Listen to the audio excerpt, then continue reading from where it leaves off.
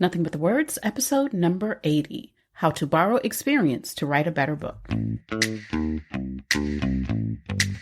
Welcome to Nothing But the Words, the podcast that gives you everything you need to know to write a phenomenal book.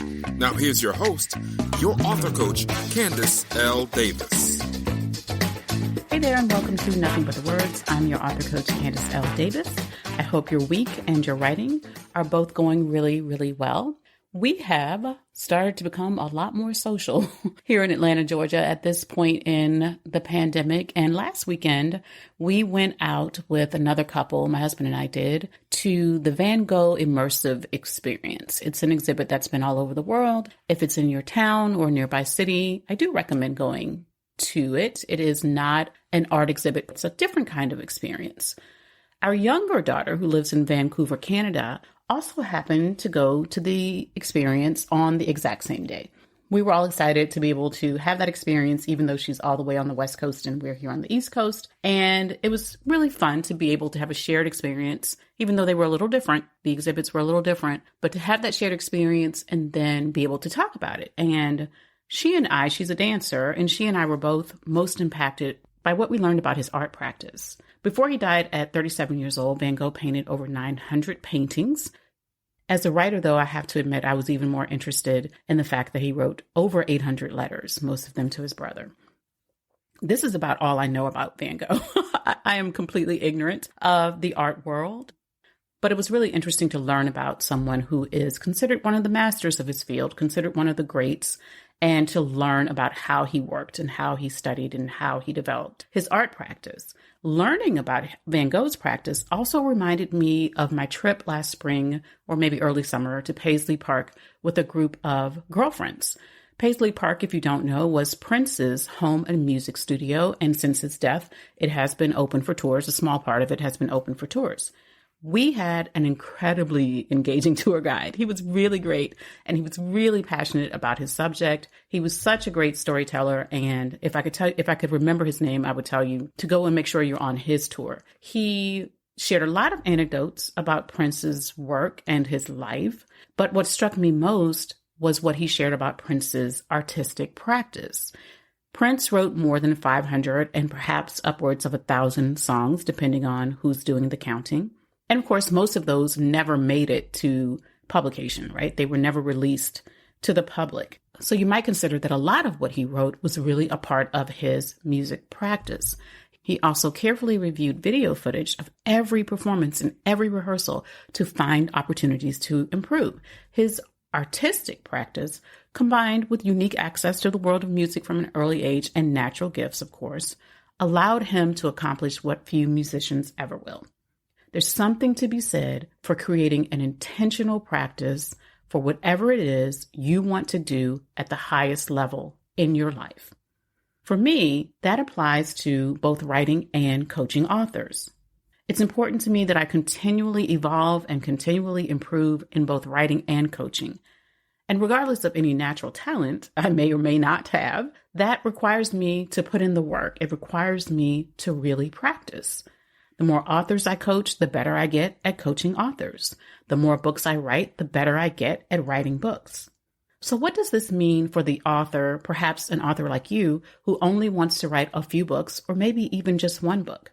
If you're running a business or working a full-time job or both, you probably don't have a lot of extra time to devote to a writing practice.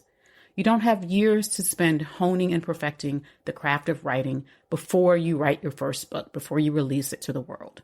Maybe you don't even have a passion for the act of writing so much as you have a passion for getting your message out in the form of a book, whether it's your story, your knowledge, or expertise. Maybe you have neither the desire nor the time to dedicate to a serious writing practice. So how can you then write a great book that may be the first or only book you ever write? Do not worry, you absolutely can. Now, I don't like the idea of shortcuts in any art or craft. And writing is both an art and a craft. I'm completely over the idea of hacks and tips that somehow exempt us from doing the work. We have to put in the effort if we want to create greatness. That's just required. But you can produce a great book without years and years of writing practice outside of the practice you likely already have from writing emails, blog posts, social media content, talks, and presentations. I know this for a fact because so many of my clients have written great books the first time around, and they did not study writing. But how, Candace? I'll tell you how. Here's how. Here are 2 deceptively simple ways to vastly improve your writing and write a world-class book when you don't have years to invest in a writing practice. And most people will skip over these steps, and they're right there in front of you. Start by reading great books. I'm always shocked when someone tells me they want to write a book, but they don't really read books. What? If you don't value books enough to make them a part of your life, why would you expect readers to value yours? This makes no sense to me. Now, more often than not, I find out the person does, in fact, read books. They just read audiobooks, and they have somehow become convinced that doesn't count. Audiobooks absolutely do count. But if you want to learn from great authors, I suggest you also read print copies of their books so you can study the way things are shaped on the page.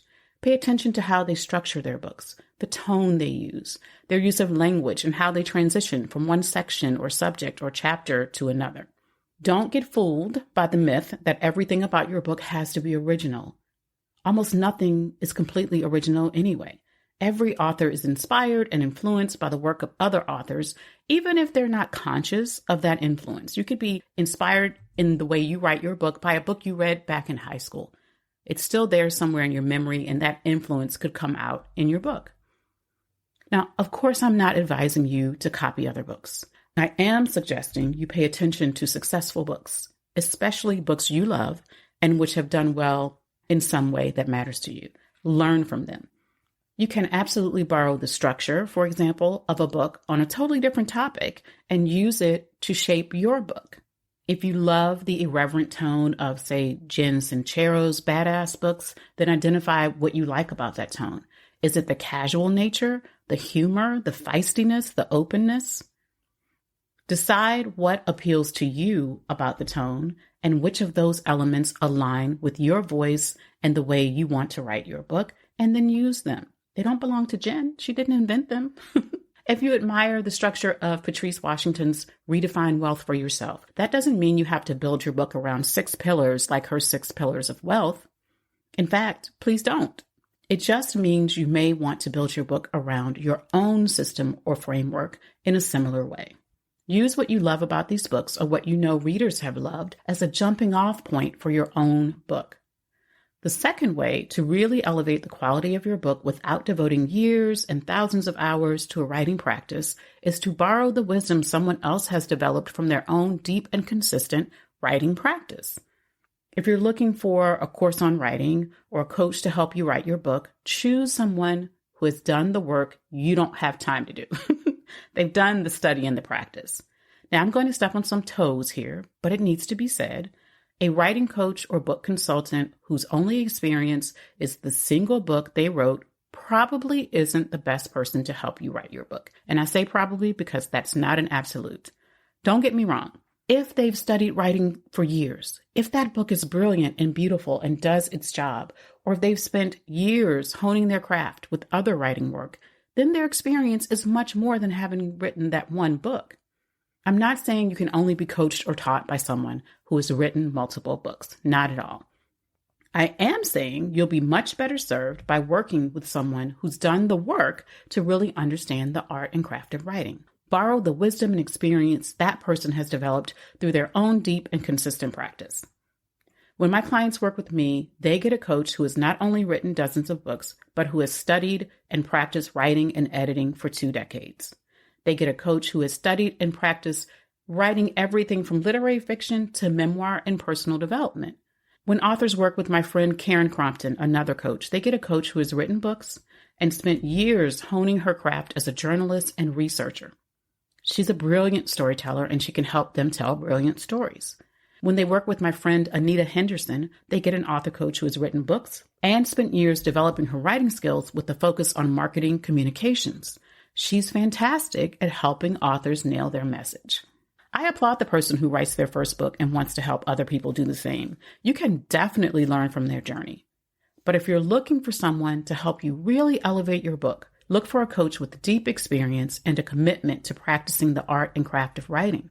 I came to writing from a place of deep love and respect for both the art and the craft. So I've committed to a lifetime of practice and study. And I feel the same way about coaching. You don't need that same commitment to developing as a writer in order to write a phenomenal book that changes lives for the better. You can borrow tools and techniques from the writers who came before you by dissecting great books and choosing what you want to use as your own. And you can borrow knowledge from people like me and like my friends, Karen and Anita, who put in years of practice and study for our own development, but also so we can coach authors like you to produce your very best work. Here's a little secret you may not be fully in on. You might already know this, and if so, I'll just reiterate it to you. The reason why some people seem to leap ahead in whatever field they're in, and especially in fields like writing and business, is because they borrow other people's knowledge and wisdom and experience and expertise. This is why I've invested thousands of dollars in writing mentors. This is why I've invested thousands of dollars in a business strategist, a business coach, a business mindset coach, and even a speaking coach. And next year, I'll have a marketing coach. I'm more than willing to pay to get the benefit of what they've spent years learning through study and practice. I invite you to give yourself the same gift of someone else's knowledge, wisdom, and expertise as you write your book.